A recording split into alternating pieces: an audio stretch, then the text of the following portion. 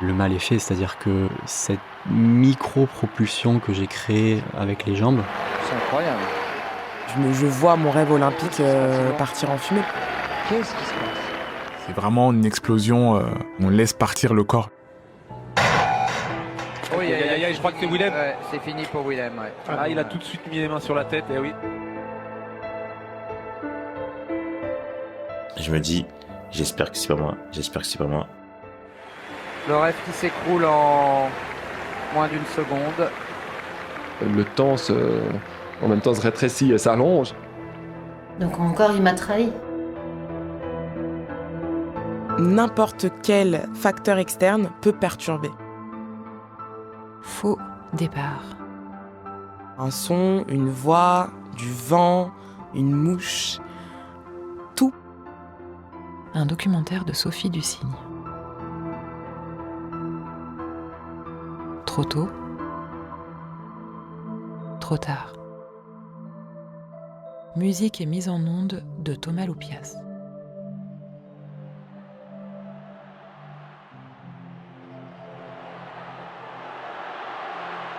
On peut sentir cette pesanteur au moment du départ où vraiment on demande au public de se taire. C'était lors des championnats d'Europe d'Amsterdam en 2016, juste avant les Jeux Olympiques de Rio. Et il s'avère que j'ai fait un faux départ donc de 99 ou 98, je crois, mi-game. Voilà. Au moment du set, au moment du prêt, à partir du moment où quelqu'un bouge à côté de nous, que ce soit sur la droite ou sur la gauche, ou même 2 couloirs à côté, 3 couloirs à côté, il y a une sorte de vague qui fait bouger tout le monde, sans entendre le coup de feu. Donc il y a plein de jeux de sprint, on les fait souvent quand on est plus jeune. À vos marques, prêts, on fait ça, mais le coach, l'exercice, c'est partir que au son de ma voix. Mais des fois, en fait, ça, c'est le corps qui réagit et qui a envie de partir. À vos marques, prêts, libellule. Libellule, ça fait partir. We hold our breath once more. Il faut aussi travailler le temps du départ. Quand je dis le temps du départ, c'est que tous les juges n'ont pas les mêmes temps. Souvent, un entraîneur en chambre d'appel, il te dira « Fais attention, le juge, depuis 3 départs avant, il est très rapide. Fais attention, il est très lent. » Donc, c'est vraiment composer avec l'imprévisible. C'est ça, le départ du sprint. Stella Gakpo, sprinteuse olympique en équipe de France d'athlétisme depuis une quinzaine d'années. J'ai 29 ans et je suis triple championne de France sur 60 mètres, 100 mètres et 200 mètres. Amsterdam, c'était une qualification olympique. Tu sors des blocs et tu fais ce que tu sais faire. Voilà, jaillis des blocs, tu sais le faire, tu l'as déjà fait des millions de fois. Ça fait partie quand même de tes qualités d'être explosif. Mais à aucun moment, je me dis que je ferai un faux départ ou à aucun moment, j'ai l'impression de sortir de ma course. Dans ces cas-là, on reçoit dans les oreilles un petit bip qui veut donc dire que le starter devra automatiquement tirer un coup de feu pour pouvoir rappeler tous les athlètes. Pour moi, quand la course on rappelle, je me dis bon, il y a un problème technique, quoi. Et je vois un juge prendre un carton rouge dans sa main. Donc carton rouge, il n'y a pas de deuxième chance. Carton rouge, c'est élimination directe, c'est pas un carton vert. Il passe le couloir 1, il passe le couloir 2, il passe le couloir 3. Et il ralentit vers mon couloir et il se place en face de moi pour me tendre du coup ce carton rouge. Et là, je comprends pas. Je vois que la caméra, par contre, se focalise sur moi. Mais pourquoi elle est sur moi, la caméra ? J'ai jamais fait de faux départ. J'étais sûre de moi. Forcément, je m'effondre. Donc, mes mains sur mon visage et je vois mon rêve olympique partir en fumée parce que je sais très bien que c'est la dernière chance de qualification. Et donc, en fait, dans ma tête, ça fait qu'un tour. Je me dis, 4 ans de préparation, je suis prête. Je sors du championnat de France où je gagne en 11-17 avec du vent négatif. Il y a 2 centièmes à aller chercher. Le pic de forme est fait pour que je sois prête pour ces championnats-là. Je m'effondre directement. Il y a quelques secondes où je comprends pas. Je me dis, mais est-ce que j'ai le temps de contester, pas contester ? Et puis non.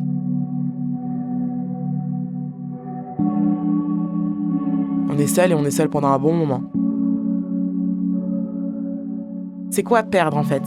On va beaucoup plus perdre dans notre carrière que gagner, c'est sûr, c'est important de le dire. Je me suis remise en question et je me suis dit, attends, ok, t'as perdu quoi aujourd'hui ? Parce que quand tu rentres à la maison et que t'es en dépression pendant une semaine, qu'est-ce que t'as perdu ? Pose-toi les bonnes questions.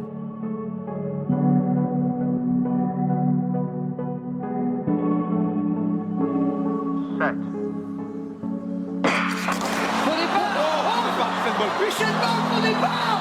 C'est pas vrai. Si, c'est lui. Oh là C'est lui. là. Oh là là, c'est énorme. Quel coup de tonnerre. Un faux départ, il se passe pas rien. Il se passe pas rien. Bon motif de refus de compétition. C'est-à-dire, j'ai raté mon départ. Est-ce que je suis nul pour autant ? Non.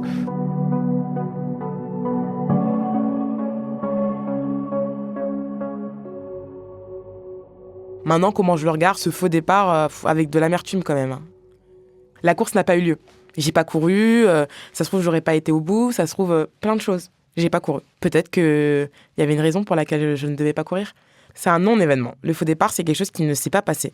Donc on peut pas dire j'aurais tout cassé, j'aurais pas tout cassé, je me serais blessé, je me serais pas... On sait pas.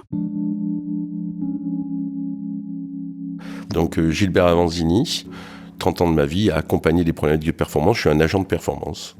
Le faux départ, c'est un accident ou un demi-accident qui évite la confrontation. Vous avez tout l'entourage, tous les médias qui vont dire « Oh là là là, si tu avais réussi ton départ, mais tu aurais réussi une course idéale, tu aurais pu battre machin qui a gagné, qui a été champion olympique. » Et comme ça, on est encore les champions imaginaires, alors même qu'on ne s'est pas engagé dans la compétition. C'est un bon système de défense qu'il faut déconstruire. Mais c'est pas possible. Eh oui. Le roi, destitué avant même de courir. Usain Bolt, l'affront suprême. Même au plus grand, ça peut arriver.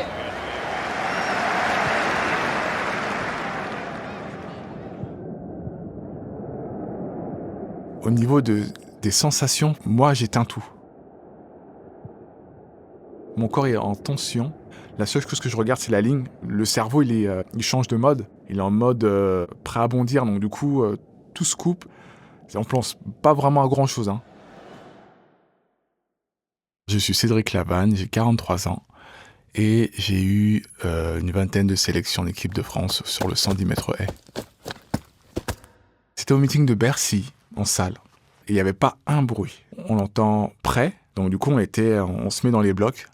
Et il y avait une armada de photographes sur les côtés. Et à ce moment-là, un photographe appuie sur le bouton prendre une photo, tout le monde part. On est tellement à l'affût du coup de feu que n'importe quel bruit peut nous faire partir. On doit être immobile, même le fait même sans partir, même de bouger dans les starts, c'est considéré comme un faux départ. Et ben voilà. John Drummond qui va vérifier à la cellule. Aïe, aïe, aïe, aïe. I didn't move, je n'ai pas bougé. Il dit que ce n'est pas possible. Il dit que c'est pas possible, qu'il n'a pas bougé. La règle, elle remonte au début des années 60, la règle des 100 millièmes de seconde. Et avant, c'était l'œil du starter qui faisait foi. Qu'est-ce qu'il fait ? Je pense qu'il est furieux. Je crois que lui-même, le nombre ne s'appartient plus. Et je crois qu'il passe par des moments d'exaltation, des moments où il veut rester, partir, des moments où il se révolte. Et je crois que lui-même, aujourd'hui, est dépassé par ce qu'il a. Michel Héron, docteur en philosophie, entraîneur et animateur d'athlétisme à Lausanne. Dès le début des années 60, on s'est mis à construire des installations automatiques de détection de faux départ. Des tests ont été faits sur près ou avec près de 1000 athlètes.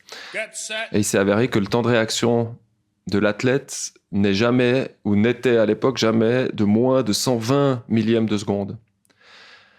Et si c'est avant, ça veut dire qu'il a anticipé le signal de départ. En vue des JO de Munich, en 1972, la Fédération mondiale d'athlétisme a fixé la règle à 100 millièmes, en imaginant qu'il pourrait y avoir dans le futur des sprinters tout à fait extraordinaires qui sont capables de réagir plus vite que les 120 millièmes des athlètes testés. Ce qui est terrible aujourd'hui, c'est qu'il existe effectivement des athlètes qui sont capables de réagir plus vite que ces 100 millièmes qui sont une valeur, à vrai dire, arbitraire. Ce qui est terrible pour eux, c'est qu'au lieu de ne pas anticiper le départ, ils doivent ralentir leur processus de départ pour pas faire de faux départ. Alors évidemment, c'est une immense minorité, mais c'est comme des athlètes qui existent, c'est intéressant.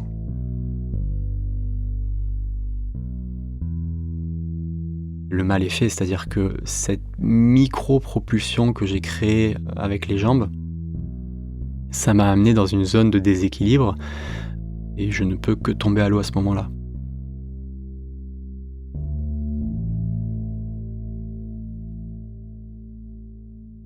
C'était à Kazan en 2015, donc c'était pour les championnats du monde de natation et pour les séries du 200 mètres nage libre, en fait, je suis parti avant le top départ, mais pas qu'un peu en fait, donc je me suis retrouvé seul dans l'eau avec tous les autres concurrents encore sur le starting block. Je suis Clément Mignon, j'ai 30 ans, je suis un ancien nageur, j'ai été plusieurs fois champion de France, champion d'Europe, champion du monde et également vice-champion olympique à Rio en 2016. Il y avait un brouhaha de fond continu. Je ne sais pas exactement ce qui s'est passé ce jour-là. Peut-être que j'étais focus sur quelque chose d'autre, peut-être qu'il y avait le bruit de trop au mauvais moment. Le pied de devant, en fait, il y a les orteils qui sont accrochés sur le bord du plot. On est un petit peu comme un ressort, il suffit de se déplier pour se propulser, pour initier le plongeon. Quand, pour moi, c'est le signal du départ, qui au final n'était que le Havomark, en fait, c'est tout mon corps qui se contracte, et notamment, j'ai ce souvenir d'initier en fait, ce départ au niveau de la cuisse. Et en fait, dans la même fraction de seconde, je comprends que c'était que le Havomark. Et du coin de l'œil, en fait, je vois que personne d'autre n'a bougé à part moi. Et sauf que ça me propulse juste assez pour faire basculer mon point d'équilibre. Et je tombe à l'eau tout seul au milieu du public, au milieu des autres concurrents qui eux sont encore sur le starting block. Encore avant même de monter à la surface, je mets les mains sur la tête en espérant que peut-être ça va m'apporter la réponse à qu'est-ce qui est en train de se passer, mais pas du tout. Donc là, au bout de quelques secondes qui paraissent une éternité, je remonte à la surface et c'est un silence de mort dans la piscine. Did not start, c'est ce qui est marqué sur le panneau d'affichage en fait. Là, t'as une sorte de sentiment de colère avec toi-même et de honte. J'avais déjà enlevé mon bonnet. Je reste de longues secondes sur le bord du bassin. Et je me lève et je pars.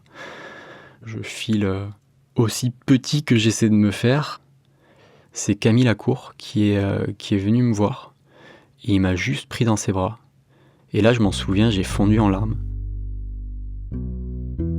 Il y avait beaucoup de choses en fait qui se passaient déjà dans ma tête. L'ascenseur émotionnel. La veille, je suis champion du monde avec le relais 4x100 mètres nage libre. Aujourd'hui, je suis disqualifié. J'ai l'impression d'être le pire nageur au monde, d'avoir jamais rien réussi dans ma vie. Donc ça te remet un peu en doute tous les schémas qui étaient à la base très solides que tu avais dans la tête.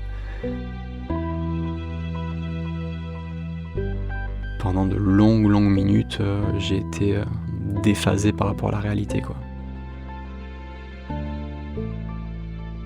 Et ce que fait le sportif, c'est se plonger dans son intériorité pour découvrir son bon moment. Son bon moment, c'est quand c'est plus un être humain qui objective les choses, mais où il est les forces qui le traversent. Sanchez scored 91.20, giving him a total more than 7 points higher than Budayas. Le but d'un plongeon excellent, c'est de ne pas avoir vu le plongeur plonger. Donc le plongeur, il doit faire le trou, comme on dit. Arriver dans l'eau sans aucune éclaboussure. Pour le public, c'est impressionnant, ça fait un bruit très sec, très beau. Comme si on avait été aspiré par un petit trou qui fait que on disparaît sous l'eau. Pour moi, un faux départ, c'est un échec, parce que chez nous, le faux départ enlève des points à la note finale. C'est un sport qui est noté. Moi, ma spécialité, déjà, c'était le 10 mètres. Donc, il y a tout à gravir ces répétitions mentales du plongeon en bas des marches. C'est ce que je faisais souvent. Donc on monte les marches par palier. On peut s'arrêter aux 5 mètres, on peut s'arrêter aux 7 mètres 50. On monte surtout pas aux 10 mètres pour pas perturber la plongeuse précédente. Et dans ces moments d'attente, tout se fait mentalement, quoi. On fait le vide, on respire. On est dans ce que j'appelle le flow. C'est vraiment un état de concentration extrême où finalement ça s'apparente un peu à être dans sa bulle. On entend inévitablement, mais c'est comme si on était enfermé dans une bulle vitrée. Donc on entend en sourdine. Et ce mélange de réussite, de confiance, fait parvenir à une harmonie, en fait, corps et âme, je dirais. Un genre de nuage idéal où il ne peut rien nous arriver. On va automatiquement réussir parce que, voilà, on est intouchable, quoi.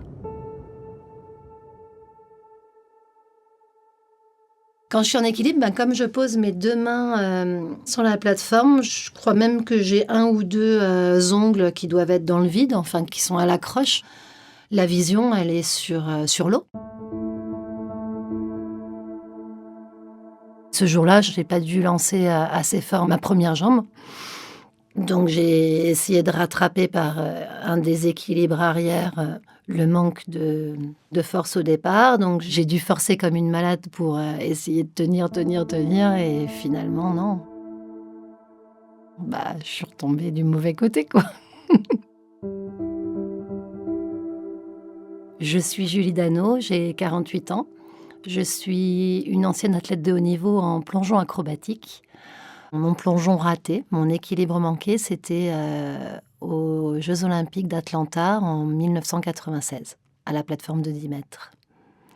C'est le souvenir le plus terrible, en fait, de ma carrière, je pense. J'étais assez jeune, première expérience olympique, donc beaucoup de pression. Et je suis retombée sur la plateforme, donc j'ai raté mon équilibre, j'ai raté mon départ.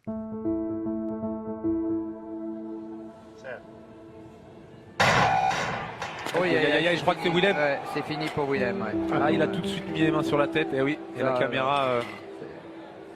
C'est la volonté de bien faire qui provoque la catastrophe. Avec le recul, je me dis, mais en série, en fait, c'est les 4 premiers qui prennent. T'avais largement le temps de faire ta course. Le rêve qui s'écroule en moins d'1 seconde. Donc ce jour-là, je suis dans les starting blocks. Il pleuvait un peu. Je fais mon passage d'échauffement, je suis prêt. J'arrive en fait sur la ligne de départ. J'entends en fait un petit bruit. Je pense que c'était le coup de pistolet. C'est un son qui est un peu genre une roue qui passe dans une flaque d'eau. Ou voilà, j'arrive pas vraiment à savoir. Comme si c'est quelque chose qu'on déchirait. Mais en fait voilà. Du coup je pars. Sauf que je pars un peu trop tôt et du coup pas le bon moment. Donc rappel à l'ordre de l'officiel adjoint.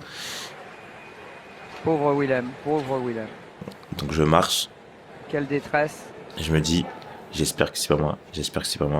Je vois l'officiel qui arrive avec le carton rouge, qui est signification d'élimination. Vous vous rendez compte, c'est toute une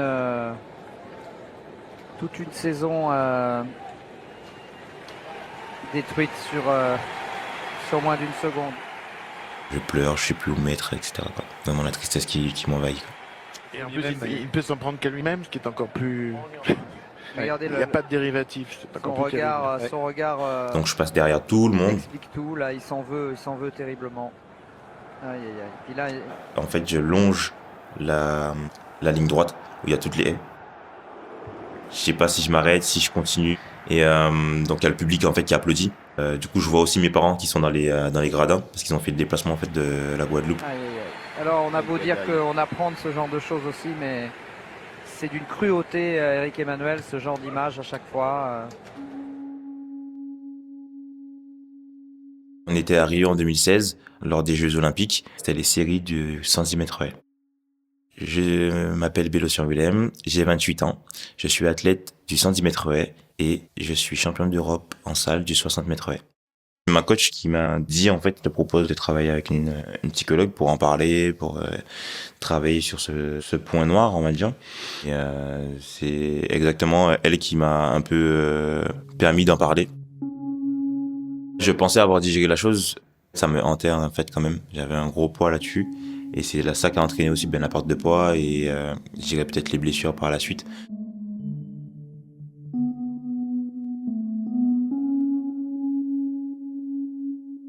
C'est dur l'échec, c'est dur l'échec.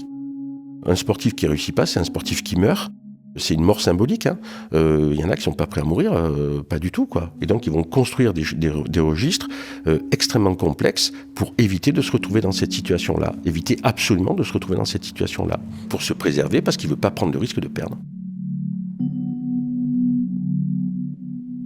Et c'est pas une fatalité. L'état préparatoire, la maturité de la tête dans son dispositif, l'acceptation du risque de perdre n'était pas forcément à maturité pour s'engager pleinement dans une compétition, quoi.